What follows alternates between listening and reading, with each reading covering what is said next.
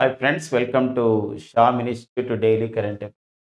మరి ఆగస్ట్ 20, 2024లో ఉన్నటువంటి current affairs headlines మనం చూసినట్లయితే, భారత్లో మహిళలు, పురుషుల పరిస్థితి 2023 నివేదికను విడుదల చేయడం జరిగింది. ఈ నివేదికను మనకి ministry of the statistics and program implementation మంత్రిత్వ శాఖ విడుదల చేయడం జరిగిందండి. అండ్ అమెరికా దేశంలో ఒక 100 అడుగుల స్టాచ్యూ ఆఫ్ ది యూనియన్ అనే ఒక విగ్రహాన్ని నెలకొల్పడం జరిగింది.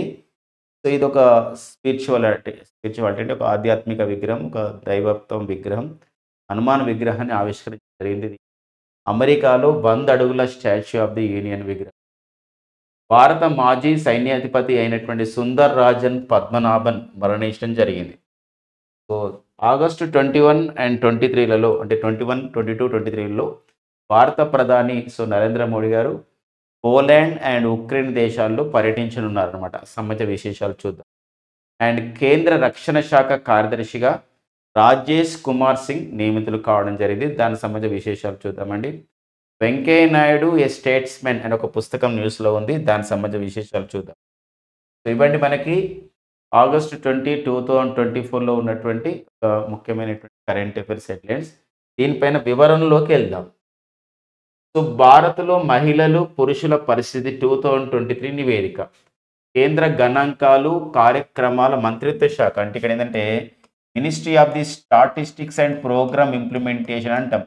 అంటే ఇప్పుడు ఏదన్నా సంబంధించినటువంటి ఒక ప్రభుత్వ కార్యక్రమం స్టార్ట్ అవుతుంది, దాని కేంద్ర ప్రభుత్వ కార్యక్రమం కానీ రాష్ట్ర ప్రభుత్వ కార్యక్రమాలు కానీ అమలు చేయాలి, పథకాలు రూపకల్పన చేయాలంటే స్టాటిస్టిక్స్ అనే డేటా అనేది మనకి ఇంపార్టెంట్గా ఉంటుంది. ఆ డేటా ఆధారంగానే దానికి ఈ యొక్క ప్రోగ్రామ్ అమలు చేస్తే ఎన్ని డబ్బులు ఖర్చు అవుతాయి, దానికి ఎంత ఆ ఫండ్ని మనం కేటాయించాలి, ఇలాంటి విషయాలన్నీ తెలుస్తాయి అన్నమాట. అందుకోసమే ఈ ministry of the statistics and program implementation అంటే కేంద్ర గణాంకాలు కార్యక్రమాల అమలు మంత్రిత్వ శాఖ అనేది చాలా కీలకమైన ఒక మంత్రిత్వ శాఖగా మనం చెప్పవచ్చు అనమాట. వీళ్ళు 2023లో మన భారతదేశంలో ఇండియాలో ఉమెన్ అండ్ మెన్ యొక్క పరిస్థితులు ఎలా ఉన్నాయంటే మనం గత ప్రీవియస్ క్లాస్లో డిస్కస్ చేసిన ఏంటంటే పురుషుల మహిళల నిష్పత్తి ఎంత ఉంది, 60 సంవత్సరాల పైబడిన వాళ్ళు ఎంత ఉందని మనం ప్రీవియస్ క్లాస్లో డిస్కస్ చేసినాం.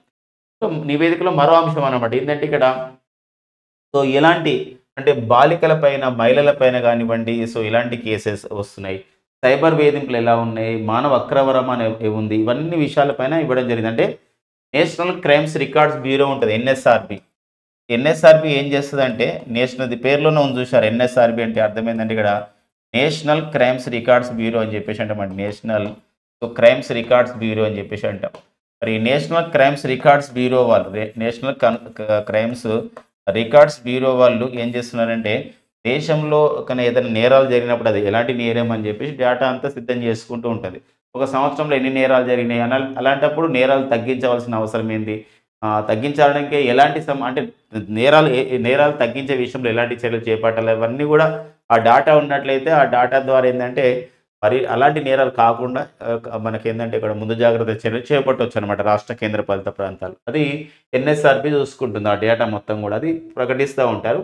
ఆ డేటాను తీసుకొని కేంద్ర గణాంకాలు కార్యక్రమాల అమలు మంత్రిత్వ శాఖ భారత్లో మహిళలు, పురుషుల పరిస్థితి 2023 పేరుతో ఒక నివేదికను విడుదల చేయడం జరిగిందన్నమాట. మరి ఇలాంటి విషయాలు మనం చూసినట్లయితే ఈ మహిళలు అండ్ పురుషుల సంబంధించిన ఈ నివేదికను మనం గమనించినట్లయితే ఎలా ఉందంటే మహిళలు మరియు బాలికల పైన లైంగిక హింస, వేధింపులు అండ్ అత్యాచారం, బలవంతపు అవాంఛిత లైంగిక చర్యలు, బలవంతపు వివాహాలు, వెంబడించడం అంటే టీజింగ్ చేయడం అని అంటాం, and cyber threats and human trafficking అంటే మానవుల అక్రమ రవాణా, వివిధ ప్రాంతాలకు కిడ్నాప్ చేసి తీసుకెళ్లడం, అండ్ లైంగిక దోపిడీ అంటే వ్యభిచారం కానీ ఇవన్నీ కానీ ప్రాస్టిట్యూషన్ అంటాం. ఇలాంటి అన్ని విషయాలపైన అధ్యయనం చేయడం జరిగింది. ఇలా అధ్యయనం చేస్తే ఇలాంటి మొత్తం కేసులు అనేది 2022 సంవత్సరంలో అంటే 2023 డాటా అంటే 2022లో జరిగిన విషయం వస్తుంది. 2022లో మొత్తం కూడా 23.67 లక్షల కేసులు విచారణ జరిగితే అందులో అంటే విచారణ అంటే అన్ని కేసులు వచ్చినాయి, పోలీస్ స్టేషన్లో కానీ వివిధ ప్రాంతాలకు అన్ని కేసులు వచ్చినాయి, కోర్టులలో కానీ ఇట్లా 23,67,000 కేసులు వస్తే ఇందులో 1,43,00,000 అంటే 1.43 లక్షలు అంటే 1,43,000 కేసులు పరిష్కారం అయ్యాయి. అంటే మొత్తం కేసులలో ఎంత శాతం అండి అంటే 1.6% మాత్రమే కేసుల్లో శిక్ష పడడం జరిగిందనమాట.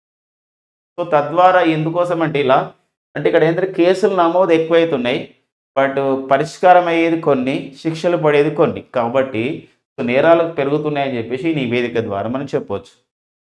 సో, ఇక్కడ ఎన్‌సీఆర్‌బీ నివేదిక ప్రకారం నమోదవుతున్న కేసుల్లో 71% మాత్రమే పరిష్కారం అవుతున్నాయి. అంటే ఇంకా అంటే కొన్ని విషయాలు మనం చూసినట్లయితే కొన్ని 71% మాత్రమే పరిష్కారం అవుతున్నాయి. మిగతాయి పరిష్కారం కావట్లేదని చెప్పేసి నివేదిక సారాంశం అన్నమాట. మనకి ఒక డేటా నివేదిక ఒక రిపోర్ట్ వచ్చినప్పుడు ఆ రిపోర్ట్ పైన అడిగే అవకాశం ఉంది.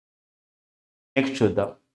అమెరికాలో 100 అడుగుల స్టాచ్యూ ఆఫ్ ది యూనియన్‌ని ఒక విగ్రహాన్ని ఆవిష్కరించడం జరిగింది. ఇది హనుమాన్ విగ్రహం. భగవంతుడైనటువంటి గాడైనటువంటి హనుమాన్ విగ్రహాన్ని ఇక్కడ ఆవిష్కరించడం జరిగిందండి. మనకు ఆధ్యాత్మికమైన విషయాలు కూడా అంటే స్పిరిచువాలిటీకి సంబంధించినటువంటిది థియాలజీ అంటే ఇక్కడ ఒక భక్తి భావం సంబంధించినటువంటి బిట్స్ కూడా మనకి ఎగ్జామినేషన్‌లో వస్తున్న నేపథ్యం ఉంటది కాబట్టి మనకి స్టాచ్యూ ఆఫ్ ది యూనియన్ అని చెప్పేసి అంటామండి. Statue of union. మనకు స్టాచ్యూ ఆఫ్ ది యూనిటీ అంటే ఎక్కడుందంటే ఎవరైనా చెప్తారు. But statue of the union అంటే ఏంటంటే ఇది హనుమాన్ విగ్రహం అనమాట. లార్డ్ హనుమాన్ మన భగవంతుడు హనుమాన్ యొక్క విగ్రహం ఎక్కడ ఏర్పాటు చేశారంటే అమెరికాలో ఏర్పాటు చేశారు. అమెరికాలోని టెక్సాస్ రాష్ట్రంలోని హ్యూస్టన్ నగరంలో ఏర్పాటు చేయడం జరిగింది. మరి చిన్నజీయర్ స్వామి ఆధ్వర్యంలో ఈ ఒక ఉత్సవాన్ని నిర్వహించుకోవడం జరిగింది. మరి ఆధ్యాత్మికవేత్త అయినటువంటి వారి నేతృత్వంలో ఇది ఎన్ని అడుగులు ఇంపార్టెంట్. ఈ స్టాచ్యూ ఆఫ్ యూనియన్ అనేది ఎన్ని అడుగుల విగ్రహం అంటే 100 అడుగుల విగ్రహం అండి. సో 100 అడుగుల విగ్రహంగా సో మనకు ఉంటుంది. 100 అడుగుల విగ్రహం. ఇలాంటి మన విగ్రహాలపైన అడిగే అవకాశం ఉంటుందండి మనకి ఇక్కడ. ఓకేనా? మనకి స్టాచ్యూ ఆఫ్ ది యూనియన్ కానివ్వండి, ఇప్పుడు అంటే ఆధ్యాత్మిక పరంగా మరొక విషయం ఉంది. సో ఇక్కడ ఇటీవల కాలంలో అమెరికా దేశంలోని న్యూజెర్సీ నగరంలో, అమెరికాలోని న్యూజెర్సీ నగరంలో, అమెరికాలోని న్యూజెర్సీ నగరంలో సో అమెరికాలోని న్యూజెర్సీ నగరంలో అక్షరధామ్ ఆలయం అంటే స్వామి నారాయణ ఆలయాన్ని కూడా ప్రారంభించడం జరిగింది. ఒక్కోసారి మనకేందంటే ఒక 4, 5 స్టేట్మెంట్స్ ఇచ్చి సరికానిది సరైనది అడిగే అవకాశం ఉంటుంది ఆధ్యాత్మికంగా అంటే క్వెషన్స్ పైన, ఈ భక్తి భావం పైన, ఈ యొక్క ఆలయాల పైన. కాబట్టి సో న్యూజెర్సీలో ఏర్పాటు చేయబడేటువంటి ఆలయం వచ్చేసి ఇక్కడ స్వామి నారాయణ ఆలయం అండి. అక్షరధాముని పోలినటువంటి ఆలయం అనమాట స్వామి నారాయణ ఆలయం. మన భారతదేశంలో కూడా ఢిల్లీలో అండ్ గుజరాత్లో కూడా ఇక్కడ అక్షరధామ్ ఆలయాలు ఉంటాయి మనకు. అలాంటి పోలినటువంటి ఆలయాన్ని న్యూజెర్సీలో నిర్మించుకోవడం జరిగిందనమాట. ఇటీవల కాలంలో మనకు యూఏఈలో కూడా, యునైటెడ్ అరబ్ ఎమిరేట్స్లో కూడా, అబుదాబిలో కూడా సో మనకి బచోపన సన అక్షర పురుషోత్తమ స్వామి నారాయణ ఆలయం, అక్కడ కూడా స్వామి నారాయణ ఆలయాన్ని మనకి ఒక 27 ఎకరాల్లో పెద్దగా నిర్మించుకోవడం జరిగింది యుఏఈలో, యునైటెడ్ అరబ్ ఎమిరేట్స్లో. సో ఇలాంటి పైన మనకు అడుగుతున్న నేపథ్యం ఉంటుంది. మన దేశంలో కూడా మనం చూసినట్లయితే జనవరి 22, 2024 మనకి మన ఉత్తరప్రదేశ్లోని అయోధ్యలో రామాలయాన్ని కూడా ప్రారంభించుకోవడం జరిగింది. సో అలాంటి అడుగుతున్న నేపథ్యం. స్టాచ్యూ ఆఫ్ ది యూనియన్ అంటే హనుమాన్ విగ్రహము. అలా కాకుండా only statue of the unity అని ఉన్నాం అనుకోండి, స్టాచ్యూ ఆఫ్ ది యూనిటీ. మరి స్టాచ్యూ ఆఫ్ ది యూనిటీ అంటే అర్థం ఏమొస్తుందంటే స్టాచ్యూ ఆఫ్ ది యూనిటీ అంటే దాన్ని మనకి ఐక్యత విగ్రహం. ఇది మనకి సర్దార్ వల్లభాయ్ పటేల్ విగ్రహము. ఇది 182 మీటర్లు లేదా 597 అడుగుల విగ్రహం. ఇది ఎక్కడ ఉందంటే అది మనకి గుజరాత్లోని కవాడి అనే ప్రాంతంలో ఉంటుంది. ఓకే, అది సర్దార్ వల్లభాయ్ పటేల్ విగ్రహం. స్టాచ్యూ ఆఫ్ ది యూనిటీ అంటే సర్దార్ వల్లభాయ్ పటేల్ విగ్రహం. స్టాచ్యూ ఆఫ్ యూనియన్ అంటే ఇక్కడ హనుమాన్ విగ్రహం అనేది ఎక్కడ అంటే అమెరికాలో అంటే యునైటెడ్ స్టేట్స్ ఆఫ్ అమెరికాలో దీన్ని ఏర్పాటు చేయడం జరిగింది. ఎక్కడ అంటే పర్టికులర్ ప్లేస్ రాష్ట్రాల్లో టెక్సాస్ రాష్ట్రంలోని హ్యూస్టన్ నగరంలో ఏర్పాటు చేయడం జరిగింది. నెక్స్ట్ వచ్చేసి భారత మాజీ సైన్యాధిపతి సుందర్ రాజన్ పద్మనాభన్ చనిపోవడం జరిగింది వృద్ధాప్యం కారణంగా. మరి 2000 సంవత్సరం అక్టోబర్ 1 నుండి 2002 డిసెంబర్ 31 వరకు కూడా ఇతను chief of the Indian army staff, భారత ప్రధాన సైనికాధికారిగా పనిచేశారు. మరి సుందర్ రాజన్ పద్మనాభన్ అంటే ఎవరండి? సుందర్ రాజన్ పద్మనాభన్ అనే విషయం గమనించండి. సో మరి ఇది ఏంటంటే ఎవరు ఇటీవల మరణించినటువంటి సుందర్ రాజన్ పద్మనాభన్ యొక్క ప్రత్యేకత ఏంటంటే ఇతను మన భారత మాజీ సైన్యాధిపతి. సో అది ఒక అంశం అనమాట. అంటే ఒక వర్తల వ్యక్తిగా మనం గమనించాలి. మరి ప్రజెంట్ ఎవరున్నారు? మన భారత ప్రధాన సైనికాధికారి అంటే ఇతనికి హోదా ఏముంటుందండి? వారికి అత్యున్నతమైన హోదా ఉంటుంది అనమాట. సైన్యంలో అత్యున్నతమైన హోదాని మనం జనరల్ అంటాం. జనరల్ ఉపేంద్ర ద్వివేది అండి. ఇదే ఉపేంద్ర ద్వివేది అనేవారు. జనరల్ ఉపేంద్ర ద్వివేది మన భారత ప్రధాన సైనికాధికారి. ప్రజెంట్ భారత ప్రధాన సైనికాధికారి ఉపేంద్ర ద్వివేది. అదే మరి నేవీలో ఏముంటుందంటే నేవీ ప్రస్తుతం మన భారత ప్రధాన నావికాధికారి ఎవరంటే అడ్మిరల్ దినేష్ కుమార్ త్రిపాఠి, డీకే త్రిపాఠి అండి. డీకే త్రిపాఠి అనేవారు ప్రజెంట్ మన భారత ప్రధాన నావికాధికారి. అదే వైమానిక అధికారి అని అనుకోండి, ప్రజెంట్ మన భారత ప్రధాన వైమానిక అధికారి అంటే వారికి ఏమని హోదా ఉంటుంది, అత్యున్నతమైన హోదా air chief marshal. Air chief marshal Vivek Ram Chaudhary అని చెప్పేసి అంటామండి. వివేక్ రామ్ చౌదరి, విఆర్ చౌదరి అని చెప్పేసి విఆర్ చౌదరి. సో ఈ నేపథ్యం చూసుకుంటూ ముగ్గురిని సమన్వయం చేసే ఉద్దేశంతో సిడిఎస్ని కూడా ఏర్పాటు చేశారు. సిడిఎస్ అంటే ఏంటి, ఇక్కడ chief of the defence staff అని చెప్పేసి అంటాం. మరి chief of the defence staff అనేది ఎవరు అని చెప్పేసి అంటే చీఫ్ ఆఫ్ ది డిఫెన్స్ స్టాఫ్గా ప్రజెంట్ పనిచేస్తున్న వారు జనరల్ అనిల్ చౌహాన్ అండి. సో మనకి బిపిన్ రావత్ తర్వాత రెండవ chief of the defence staff ఇతను అనిల్ చౌహాన్ అనమాట. ఈ నేపథ్యం చూసుకుంటూ మరి సైన్యాధిపతి జనరల్ వస్తుంది, నేవీ అంటే అడ్మిరల్ వస్తుంది అత్యున్నతమైన హోదా, అండ్ ఎయిర్ ఫోర్స్లో అయితే ఎయిర్ చీఫ్ మార్షల్ వస్తుంది. దీనికి ఒక ఇంపార్టెంట్ డేట్స్ కూడా ఉంటాయండి. ఎలాంటి ఇంపార్టెంట్ డేట్స్ ఉంటాయంటే ఇప్పుడు సైనికాధిపతి అన్నామనుకోండి, మనకి అంటే సైన్యం అంటాము కాబట్టి జనవరి 15 మనకి నేషనల్ ఆర్మీ డేగా జరుపుకుంటాం. అడ్మిరల్ అంటే ఇక్కడ మనకి నావీలో మనకి నావీ డే ఎప్పుడు అంటే మన దేశంలో మన నావీ డేని ఎప్పుడు జరుపుకుంటామంటే భారత ప్రధాన నావికాధికారి డీకే త్రిపాఠి. బట్ నావికా సంబంధించినటువంటి దినోత్సవం ఎప్పుడు మన దేశంలో అంటే December 4 అండి. అదే వైమానిక దినోత్సవం అంటే October 8. మరో అంశం ఉంది ఫ్రెండ్స్, ఏంటంటే ఇక్కడ ఈ జనరల్ ఉపేంద్ర ద్వివేది గారు అండ్ డీకే త్రిపాఠి గారు ఇద్దరు కూడా చిన్నప్పుడు చదువుకున్నారు అనమాట. ఒక ఆర్మీ స్కూల్లో, ఒక మిలిటరీ స్కూల్లో చదువుకున్నారు. అది మధ్యప్రదేశ్లోని రేవా అనే ప్రాంతంలో ఒక మిలిటరీ స్కూల్లో సైనిక పాఠశాల అంటే మన దగ్గర కూడా ఒక కోరుకొండ, ఇక్కడ చిత్తూరులో కూడా ఒక సైనిక పాఠశాల కలికిరి అనే ప్రాంతంలో ఉంటుంది. ఇక్కడ రేవా అనే ప్రాంతంలో ఒక సైనిక పాఠశాలలో వీళ్ళు మిలిటరీ స్కూల్లో సైనిక్ స్కూల్లో చదువుకున్నారు. క్లాస్మేట్స్ అనమాట చిన్నప్పుడు. ఇప్పుడు వీళ్ళ క్లాస్మేట్స్ ఇప్పుడు ఏమయ్యారండి, మన దేశంలో అత్యున్నతమైనటువంటి మరి ఆర్మీ అధికారి అయ్యారు అండ్ నేవల్ అధికారి కావడం జరిగింది. ఇద్దరు క్లాస్మేట్స్ ఫ్రెండ్స్ అనమాట. ఈ రెండు కూడా మనకి ఇంపార్టెన్స్గా ఉంటారండి ఇద్దరు. సో వారితో పాటుగా మిగతా అంశాలు కూడా ఇంపార్టెన్స్ ఉంటాయి. నెక్స్ట్ వచ్చేసి మనకి నాకు అంతర్జాతీయ విషయం, భారత ప్రధాని నరేంద్ర మోడీ గారు మరి August 21 to 23 అంటే August 21 అండ్ 22, 22 అండ్ 23 ఈ 3 తేదీలలో ఈ సంవత్సరంలోనే ఈ నెలలోనే పోలాండ్ అండ్ ఉక్రెయిన్ దేశానికి వెళ్ళబోతున్నారు అనమాట. ఉక్రెయిన్ దేశం. పోలాండ్ దేశానికి 1979లో అప్పుడు మొరార్జీ దేశాయ్ వెళ్ళాడు. మొరార్జీ దేశాయ్ వెళ్ళాడు 1979లో. మన భారతదేశంలో తొలి కాంగ్రెసేతర ప్రధానమంత్రి, the first non Congress prime minister to India అంటే మొరార్జీ దేశాయ్. 1979లో మనకు అతను పోలాండ్ దేశానికి వెళ్ళాడు. మళ్ళీ 1979 తర్వాత మళ్ళీ 2024లో ఒక పోలాండ్ దేశాన్ని పర్యటించినటువంటి ప్రధానమంత్రిగా ఇప్పుడు ఎవరు గుర్తించబడుతున్నారంటే మన భారత ప్రధాని నరేంద్ర మోడీ గారు. అంటే అప్రాక్సిమేట్లీ మనం చూసినట్లయితే ఇక్కడ 75 అంటే దాదాపుగా 45 ఇయర్స్ తర్వాత, 45 సంవత్సరాల తర్వాత మన భారత ప్రధాని మళ్ళీ పోలాండ్ దేశానికి వెళ్తున్నారు. పోలాండ్ దేశ రాజధాని వార్సా, పోలాండ్ దేశ సంబంధించినటువంటి ప్రధానమంత్రి అయినటువంటి డొనాల్డ్ టస్క్తో వీరు సమావేశం ఏర్పాటు చేసుకోబోతున్నారు అనమాట. కాబట్టి August 21, 22, 2024లో పోలాండ్లో పర్యటించడం జరుగుతుంది. అండ్ నెక్స్ట్ August 23 రోజున మరి పోలాండ్ నుండి వార్సా నుండి ఒక 10 గంటల పాటు రైల్లో ప్రయాణం చేసి ఉక్రెయిన్ రాజధాని కీవ్ను చేరబోతున్నారు. మరి ఉక్రెయిన్ దేశ అధ్యక్షుడైనటువంటి వొలదిమిర్ జెలెన్స్కీతో వీరు సమావేశం అనేది ఏర్పాటు చేసుకోబోతున్నారు అనమాట. ఇది మనకు ఎందుకోసం అంటే రష్యా ఉక్రెయిన్ మధ్య 2022 ఫిబ్రవరి నుండి ఒక ఉద్రిక్త పరిస్థితులు యుద్ధం అనేది జరుగుతూ ఉన్న నేపథ్యంలో మరి వారు ఒక శాంతి చర్చలు చేయబోతున్నారని చెప్పేసి విశ్లేషకులు భావిస్తున్నారు. ఇది ఇంపార్టెంట్ అండి. ఎందుకోసం అంటే భారత ప్రధాని నరేంద్ర మోడీ గారు చేసినటువంటి పర్యటనల పైన అడిగే అవకాశం మనకు ఉంటుంది. ఇప్పుడు మనకి భారత ప్రధానిగా నరేంద్ర మోడీ గారు 3వసారి ప్రమాణ స్వీకారం చేశారు. ఏ రోజు June 9, 2024 భారత ప్రధానిగా నరేంద్ర మోడీ గారు 3వసారి ప్రమాణ స్వీకారం చేసిన తర్వాత ఏ దేశానికి తొలిసారిగా హాజరయ్యండి అంటే ఇటలీ దేశానికి హాజరు కావడం జరిగింది. ఇటలీ దేశంలో జరిగినటువంటి G7 సదస్సుకి హాజరు కావడం జరిగింది, 50వ G7 సదస్సుకి. సో June 13, 14, 15, 2024లో ఇటలీ దేశానికి వెళ్ళడం జరిగింది. 3వసారి భారత ప్రధాని నరేంద్ర మోడీ గారు ప్రమాణ స్వీకారం చేసిన తర్వాత. సో అంశం కూడా ఇంపార్టెన్స్ ఉంటుందండి. నెక్స్ట్ చూద్దామండి. నెక్స్ట్ వచ్చేసి మనకి కేరళ కేడర్ ఐఏఎస్ అధికారి అయినటువంటి 1989 బ్యాచ్ ఐఏఎస్ కేడర్ అధికారి అయినటువంటి సో ఎవరండి వారు? మనకి రాజేష్ కుమార్ సింగ్ గారు మరి కేంద్ర రక్షణ శాఖ కార్యదర్శిగా నియమితులు కావడం జరిగింది. అంటే ప్రజెంట్ కేంద్ర రక్షణ శాఖ కార్యదర్శిగా మనకి గిరిధర్ అరమనే ఉన్నారండి. గిరిధర్ అరమనే అనేవారు ఉన్నారు.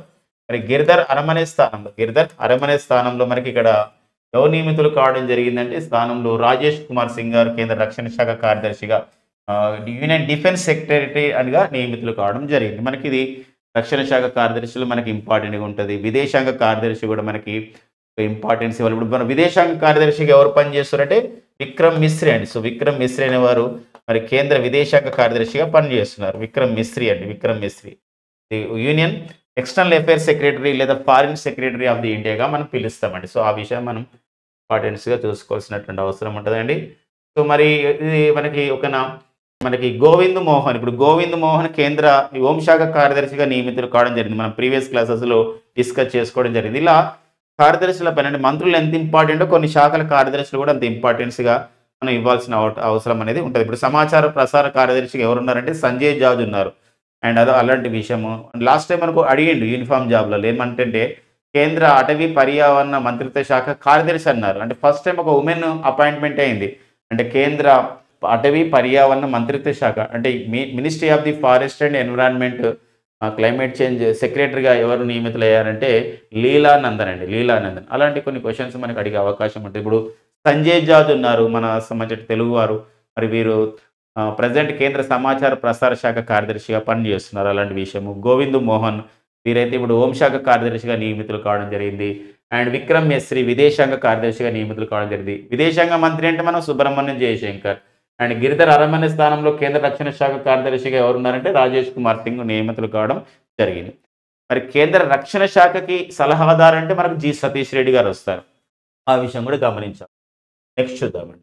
వెంకయ్య నాయుడు ఏ స్టేట్స్మెన్. సో మరి ఇది మనకి కేంద్ర మన భారత ఉపరాష్ట్రపతి వైస్ ప్రెసిడెంట్ ఆఫ్ ఇండియా అయినటువంటి జగదీప్ ధన్కర్ అండి. వైస్ ప్రెసిడెంట్ ఆఫ్ ఇండియా అయినటువంటి జగదీప్ ధన్కర్ అంటారు, ధన్కడ్ అని చెప్పేసి అంటామండి. సో జగదీప్ ధన్కడ్ అని చెప్పేసి అంటాం. జగదీప్ ధన్కర్ అని చెప్పేసి అంటాం. జగదీప్ ధన్కర్ గారు ఒక బుక్ని విడుదల చేయడం జరిగింది.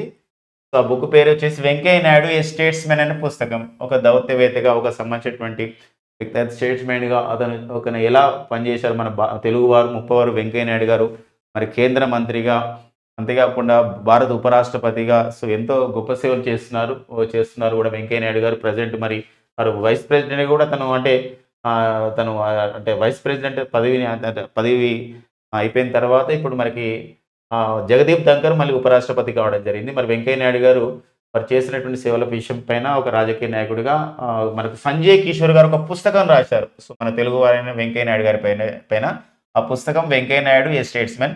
ఆ పుస్తకాన్ని రిలీజ్ చేసిన వారు ఎవరంటే భారత ఉపరాష్ట్రపతి అయినటువంటి ఎవరండి జగదీప్ ధన్కర్ గారు. పుస్తకాలు రచయితల విషయంలో ఇంపార్టెంట్ ఉంటుందండి.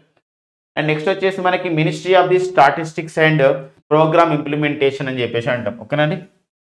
సో మనకు కేంద్ర గణాంక కార్యక్రమాల అమలు మంత్రిత్వ శాఖ దీనికి మంత్రి ఎవరున్నారంటే రావ్ ఇందర్జిత్ సింగ్ ఉన్నారండి. రావ్ ఇందర్జిత్ దీనికి మంత్రిగా పనిచేస్తున్నారు. వీరి మంత్రిత్వ శాఖ ఒక రిపోర్ట్ ఇచ్చిందనమాట. సో విద్యారంగం పైన అంటే ఎడ్యుకేషన్ విషయం పైన మన భారతదేశంలో విద్యారంగం అండ్ నెక్స్ట్ వచ్చేసి ఇక్కడ అంతేకాకుండా విద్యారంగంలో మహిళలు ఎలా ఉన్నారు, పురుషులు ఎలా ఉన్నారంటే పురుషులతో ఇక్కడ కంపేర్ చేసినట్లయితే ఎలా ఉన్నారని చెప్పేసి ఇక్కడ విషయం అనమాట. ఇక్కడ ప్రాథమిక పాఠశాల అంటే ప్రైమరీ స్కూల్స్లలో ఉపాధ్యాయులలో టీచర్స్లో ప్రతి 100 మంది పురుషులకి 126 మంది ఉపాధ్యాయులు ఉన్నారండి. ఎవరున్నారు? మహిళా ఉపాధ్యాయులు ఉన్నారు. అంటే గమనించాలి ఇక్కడ ప్రైమరీ స్కూళ్ళల్లో మనకి ప్రైమరీ స్కూళ్ళ దేశంలో ప్రభుత్వంలో ఆధ్వర్యంలో నడుస్తున్నటువంటి ప్రైమరీ స్కూల్స్ కానీ గవర్నమెంట్ స్కూల్స్లో కానీ సో ప్రతి 100 మంది పురుషులకు 126 మంది ఉపాధ్యాయులు అంటే ఇక్కడ మహిళా ఉపాధ్యాయులు ఉన్నారండి. మహిళలు ఎక్కువ ఉన్నారు ఇది ప్రైమరీ స్కూళ్ళల్లో. కానీ అదే ఉన్నత విద్యా సంస్థలో మాత్రం ప్రతి 100 మంది అంటే 41.6% మాత్రమే మహిళా సంబంధించినటువంటి ఉద్యోగులు ఉన్నారు. అంటే ఇక్కడ ప్రొఫెసర్స్ కానివ్వండి, లెక్చరర్స్ కానివ్వండి, ఇట్లా ఉన్నత విద్యా సంస్థలో మాత్రం మహిళల పాత్ర తక్కువ ఉంది, మహిళా ఎంప్లాయీస్. ఇది మనకి ఉన్నత విద్యా సంస్థల్లో మహిళల పాత్ర అనేది తక్కువ ఉంది అనమాట. మహిళా ఎంప్లాయీస్ తక్కువ ఉన్నారు, మహిళా ఉద్యోగులు. అది బట్ వేరే ప్రైమరీ స్కూళ్ళల్లో మాత్రం ప్రతి 100 మంది పురుషులకు మాత్రం 126 మంది మహిళా ఉపాధ్యాయులు ఉన్నారు. సుప్రీంకోర్టులో కూడా ఇప్పుడు 2023లో మొత్తం కూడా మన 33 మంది ఉంటారు. 33 మంది న్యాయమూర్తులలో మహిళా న్యాయమూర్తులు ఇప్పటివరకు పనిచేసిన అంటే ఇప్పుడు ప్రజెంట్ ఉన్న వాళ్ళు ముగ్గురు మాత్రమే మహిళా న్యాయమూర్తులు ఉన్నారండి ప్రజెంట్. సో ఎవరు ముగ్గురు ఉన్నారండి ప్రజెంట్ మనకి భారత సుప్రీంకోర్టులో మొత్తం 33 మంది న్యాయమూర్తులు ఉంటే అందులో మరి మహిళా న్యాయమూర్తులు ముగ్గురే ఉన్నారు. ముగ్గురే ఉన్నారంటే 14% మంది మాత్రమే ఉన్నారు. వాళ్ళు ఎవరంటే ఇప్పుడు జస్టిస్ బేలాయం త్రివేది ఒకరు ఉన్నారు. బేలాయం త్రివేది అండి. బేలాయం త్రివేది అండ్ జస్టిస్ హిమ కోహ్లీ గారు ఉన్నారు. జస్టిస్ హిమ కోహ్లీ గతంలో వీరు మన తెలంగాణ రాష్ట్రానికి హైకోర్టు కూడా ప్రధాన న్యాయమూర్తిగా పనిచేశారు. అండ్ జస్టిస్ బివి నాగరత్న గారు వీరి ప్రత్యేకత ఏంటంటే 2027లో ఆగస్టులో వీరు ఓకేనా మన భారతదేశ సుప్రీంకోర్టు ప్రధాన న్యాయమూర్తి కాబోతున్నారు. ఆ పదవి చేపట్టబోతున్న తొలి మహిళ కాబోతున్నారని అంటున్నారు. మన భారతదేశంలో సుప్రీంకోర్టుకి న్యాయమూర్తిగా పనిచేసిన తొలి మహిళ అంటే మనకి ఫాతిమా బీబీ సాహెబ్. ప్రజెంట్ పనిచేస్తున్న వారంటే ముగ్గురే ఉన్నారు. అంటే 14% మందే ఉన్నారన్నమాట. 33 మందిని ముగ్గురు మాత్రమే ఉన్నారు కాబట్టి 14% అవుతుంది. అదే కేంద్ర మంత్రివర్గంలో మహిళల యొక్క పాత్ర ఎలా ఉంది ఇప్పుడు ప్రజెంట్ చూడండి. మన కేంద్ర మంత్రివర్గంలో మనం ప్రజెంట్ చూసినట్లయితే మన కేంద్ర మంత్రివర్గంలో ఒక 7 మాత్రమే మహిళలు ఉన్నారండి. 7 మాత్రమే మహిళలు ఉన్నారు. సో 7 మాత్రమే మహిళా మంత్రులు ఉన్నారనమాట. 7 మాత్రమే మన కేంద్ర మంత్రివర్గంలో. అదే కొన్ని కంపేర్ చూస్తే 1998లో అప్పుడు కేంద్ర మంత్రివర్గంలో 9.52% మహిళలు మంత్రులుగా ఉన్నారు. 2020లో అయితే మనకి 9.26% మంత్రులు ఉన్నారు.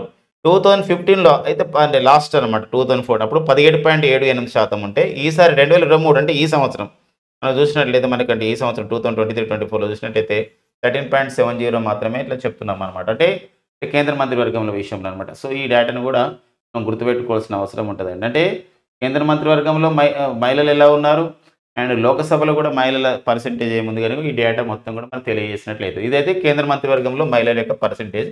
మనం గుర్తుపెట్టుకోవాలి ఏంటంటే ఈసారి అంటే మన 2024 సో కేంద్ర మంత్రివర్గంలో మనకి 7 మహిళలు వచ్చినారు. 7 మహిళలు మాత్రమే మంత్రులుగా రావడం జరిగింది. అలాంటి నేపథ్యం అనమాట. సో దాని పర్సెంటేజ్గా తీసుకున్నట్లయితే 13.70%గా మనం చెప్పుకోవచ్చు. కానీ ఇది మనకి ministry of the statistics and program implementation అంటాం. భారతదేశంలో పురుషులు మహిళల సంబంధించిన డేటాను తీసుకొని విద్యారంగంలో అండ్ మహిళల పాత్ర అండ్ నెక్స్ట్ వచ్చేసి ఇక్కడ రాజకీయ రంగంలో అండ్ జ్యుడిషియల్ డిపార్ట్మెంట్ న్యాయశాఖలో ఎలా ఉన్నారంటే పర్టికులర్గా సుప్రీంకోర్టులో ఎలా ఉన్నారని చెప్పేసి ఈ రిపోర్ట్ మనకు తెలియజేస్తుంది. నెక్స్ట్ వచ్చేసి మనకి ఈసారి మనం చూసినట్లయితే ఇక్కడ మనకు ఒక ఎన్నికల్లో లోకసభలో మనం చూసినట్లయితే ఇక్కడ సో లోకసభలో 1951 సంవత్సరంలో 1951లో లోకసభ ఎన్నికలు జరిగినాయి. అప్పుడు 1951-52లో జరిగిన మొదటి లోకసభ. అందులో 45 మంది మహిళలు పోటీ పడ్డారు. 27 మంది గెలిచారు. అదే మనకి 2019లో చూసినట్లయితే 2019లో అంటే 2000 ఈ సంబంధించినటువంటి ఎన్నికలు చూసినట్లయితే ఇక్కడ 726 మంది 726 మంది మహిళలు ఆ విధంగా పోటీ పడడం జరిగింది. అంటే 10.7% పోటీ పడిన మహిళల్లో 10.7% అంటే గమనించండి ఇక్కడ 2019 లోకసభ ఎన్నికలు. ఇప్పుడు 2019 లోకసభ ఎన్నికల డేటా తీసుకున్నారు. 2019 లోకసభ ఎన్నికలు తీసుకుంటే 726 మంది మహిళలు లోకసభ ఎన్నికల్లో కంటెస్ట్ చేశారు. 72 మంది మాత్రమే గెలిచారు. 10.7% మంది మాత్రమే గెలిచారు అని చెప్పేసారు. కానీ మనకి ఇప్పుడు 106వ రాజ్యాంగ సవరణ చట్టం వచ్చింది. 106వ రాజ్యాంగ సవరణ చట్టం అంటాం. ఈ 106వ రాజ్యాంగ సవరణ చట్టం అంటే ఇక్కడ మనకు నారీ శక్తి అధినియం అని చెప్పేసి అంటున్నాం. దీని ద్వారా ఇప్పుడు 33% రిజర్వేషన్లు అనేది మహిళలకు రాబోతున్నాయి. 2026 సంవత్సరం నుండి దీన్ని అమలు చేయబోతున్నారు. మరి ముందుకెళ్ళాలని చెప్పేసి ఈ యొక్క డేటా ద్వారా ఒక ప్రభుత్వానికి సూచన జరుగుతుంది అనమాట. నెక్స్ట్ వచ్చేసి లింగ నిష్పత్తి విషయంలో ఇక్కడ మనకి ఒక భారతదేశంలో మహిళలు పురుషుల స్థితిగతులపైన ministry of the statistics and program implementation కేంద్ర గణాంకాలు మరియు కార్యక్రమాల అమలు మంత్రిత్వ శాఖ విడుదల చేసినటువంటి ఈ యొక్క లింగ నిష్పత్తి ప్రకారం సెక్స్ రేషియో అని చెప్పేసి అంటాం ఇంగ్లీష్లో. మరి ఏంటి సెక్స్ రేషియో దీని అంటే అర్థమైందంటే లాస్ట్ టైం ఒక బిట్ వచ్చింది. లింగ నిష్పత్తి అంటే అర్థమైందని అంటే ప్రతి 1000 మందికి 1000 మంది పురుషులకి లేకపోతే 1000 మంది బాయ్స్కి ఉండే ఒక ఏమంటారంటే మహిళల సంఖ్య అనమాట. ప్రతి 1000 మంది ఒక పురుషులకు ఉండే ఎంతమంది ప్రతి 1000 మంది పురుషులకు ఎంతమంది మహిళలు ఉంటున్నారు, ప్రతి 1000 మంది బాయ్స్కి ఎంతమంది గర్ల్స్ ఉంటున్నారు. ఇది మనకి లింగ నిష్పత్తి సెక్స్ రేషియో అని చెప్పేసి అంటాం. ఇలా 2011 జనాభా లెక్కల ప్రకారం అయితే మనకు లింగ నిష్పత్తి ఎలా అంటే ప్రతి 1000 మందికి ఇక్కడ 943 మంది ఉన్నారు. 2021 తీయలేదు, ఇంకా జాట రాలేదు, జనాభా లెక్కలు ఇంకా చేయలేదు, చేస్తామంటున్నారు. అంటే 2036 సంవత్సరం నాటికి జనాభా లెక్కల ప్రకారం అంటే అప్పుడు అంటే అంచనా అనమాట, ఇది అంచనా ప్రకారం అంచనా అనమాట, ప్రొజెక్షన్ చేస్తున్నారు. మన భారతదేశంలో ఒక లింగ నిష్పత్తి ఎలా ఉండబోతుందంటే 1000:952గా ఉండబోతుందని చెప్పి ఒక ప్రకటన చేయడం జరిగింది దాని ద్వారా. నెక్స్ట్ వచ్చేసి మనకి ఒక ఆర్టికల్ ఇవ్వడం జరిగింది ఒక దినపత్రికలలో. స్పాట్లీ దీవులండి. స్పాట్లీ దీవులు మనకి న్యూస్‌లో ఉన్నాయి. ఎందుకోసం అంటే ఇవి మనకి దక్షిణ చైనా సముద్రంలో ఉంటాయి. స్పాట్లీ దీవులు అనేది ఎక్కడ ఉంటాయంటే దక్షిణ చైనా సముద్రంలో ఉంటాయి. మరి దక్షిణ చైనా సముద్రంలో ఉన్నటువంటి సౌత్ చైనా సీలో ఉన్నటువంటి స్పాట్లీ దీవులు అనేది మనకి ఇక్కడ చైనాకి అండ్ ఫిలిప్పైన్స్‌కి వివాదంగా ఉన్నది. కాబట్టి ఈ గతంలో కొన్ని సంవత్సరాల నుంచి ఇట్లే ఉందన్నమాట. చైనా, ఫిలిప్పైన్స్‌ల మధ్య ఇది ఒక మళ్ళీ రగడ స్టార్ట్ అయింది. అంటే మళ్ళీ ఈ విషయంలో మళ్ళీ కొన్ని గొడవలు జరుగుతా ఉన్నాయి 2 దేశాల మధ్య. సో, ఈ ఫిలిప్పైన్ దేశానికి చెందిన 2 నౌకలపైన చైనా దాడి చేసిందన్నమాట స్పాట్లీ దీవుల దగ్గర. అయితే ఫిలిప్పైన్స్ ఏమంటున్నారంటే ఈ దీవులనేది మావి అని చెప్పి చైనా అంటుంది. దక్షిణ చైనా సముద్రంలో ఉన్నది. పేరు చైనా ఉంది కాబట్టి మొత్తం ఉన్న దీవులన్నీ కూడా మాయ అంటుంది. ఎవరంటే ఈ యొక్క చైనా దేశం. సో, అది ఇలాంటప్పుడు మనకేందంటే ఇప్పుడు United Nations convention of the law of the seas అని చెప్పేసి వచ్చింది 1982లో. యుఎన్‌సిఎల్ఓఎస్ అంటాం. యుఎన్‌సిఎల్ఓఎస్ అంటే అర్థం ఏందంటే ఇక్కడ యునైటెడ్ నేషన్స్ ఒక కన్వెన్షన్ అండి. యునైటెడ్ నేషన్స్ కన్వెన్షన్ అంటే ఒక సదస్సు జరిగింది. ఒక సంబంధించిన ఒప్పందం జరిగిందని చెప్పొచ్చు. కన్వెన్షన్ ఆన్ లాస్ అంటే నియమాలు, లేకపోతే లాస్ అంటే ఒక సిద్ధాంతాలు, లాస్ అంటే ఒప్పందాలు అంటాం. లాస్ ఆన్ ది సీస్ అంటే సముద్రాలపైన, సముద్రంలో ఉన్నటువంటి టెరిటోరియల్ ప్రాంతాలు ఎలా ఉంటాయి, ఇలాంటి ప్రాదేశిక జలాల వాటి ఎలా ఉంటుందనే విషయం పైన ఒక ఒప్పందం వచ్చింది. దాని ప్రకారం చైనా నడుచుకోవాలని చెప్పేసి భారత్‌తో పాటు చాలా దేశాలు వాదిస్తున్నాయి.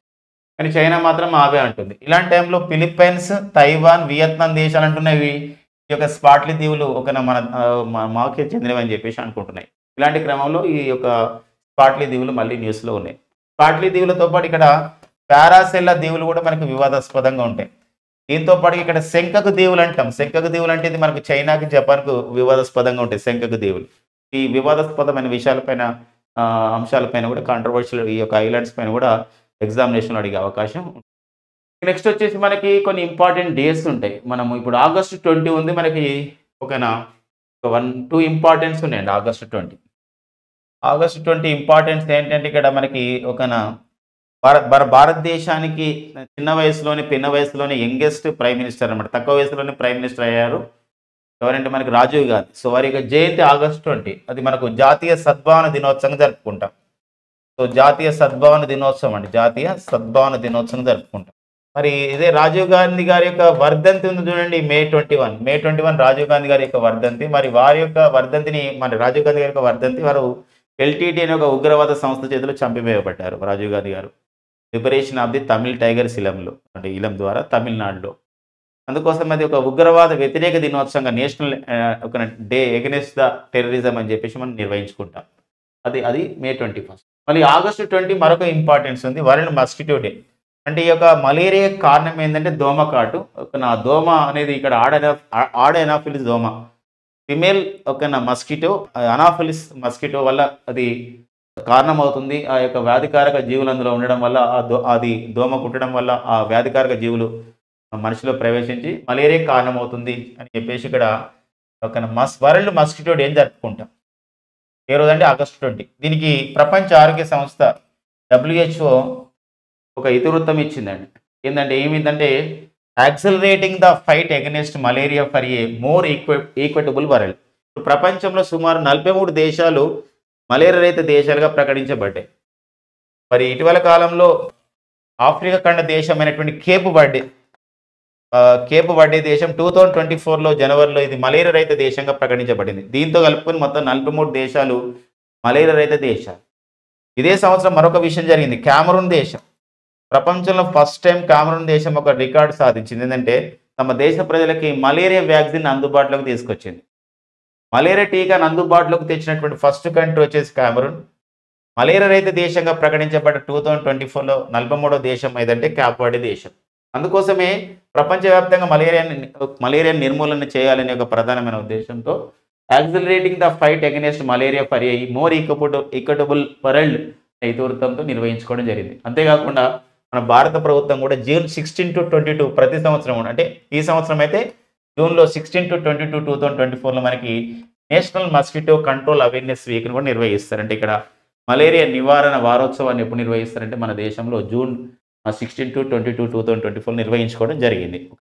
డెంగ్యూ నివారణ మాసంగా అంటే డెంగ్యూ పైన అవగాహన గురించి డెంగ్యూ నివారణ మాసంగా జూలై నెలలో నిర్వహించుకుంటుంది మన కేంద్ర ప్రభుత్వం. మన ministry of the health and family welfare, కేంద్ర ఆరోగ్య కుటుంబ సంక్షేమ మంత్రిత్వ శాఖ. ఓకేనండి.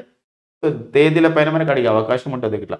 నెక్స్ట్ వచ్చేసి మనకి హైదరాబాద్ నగరంలో మనం సెప్టెంబర్ 5 and 6, 2024లో హైదరాబాద్ నగరంలో department of the science and technology అంటే కేంద్ర శాస్త్ర సాంకేతిక పరిజ్ఞాన శాఖ అండ్ హైదరాబాద్లో ఉన్నటువంటి టీ హబ్ అంటే టెక్నాలజీ హబ్ వాళ్ళు గ్లోబల్ ఏఐ సమితిని నిర్వహిస్తబోతున్నారు. ఏఐ అంటే ఆర్టిఫిషియల్ ఇంటెలిజెన్స్ అంటే కృత్రిమ మేధస్సు, అంటే ప్రపంచవ్యాప్తంగా కృత్రిమ మేధస్సు ద్వారా వివిధ సంబంధించినటువంటి ఈక్విప్మెంట్స్ తయారు చేస్తున్నారు. వాళ్ళందరూ ఇందులో హాజరవుతారు శాస్త్రవేత్తలు.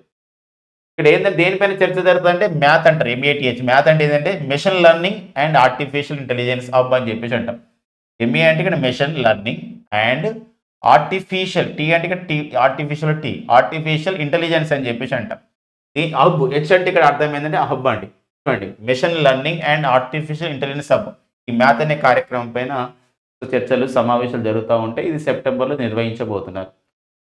ఇంపార్టెంట్ అండి. ఇది ఒక ప్రాంతీయ అంశంగా కాకుండా జాతీయ అంశంగా ఒక సైన్స్ అండ్ టెక్నాలజీ అప్డేట్గా మనం చూసుకోవాల్సిన అవసరం ఉంటుంది. గ్లోబల్ ఏఐ సమిట్ 2024 ఎక్కడ నిర్వహిస్తున్నారు ప్రపంచవ్యాప్తంగా. చూడండి మనమైతే గ్లోబల్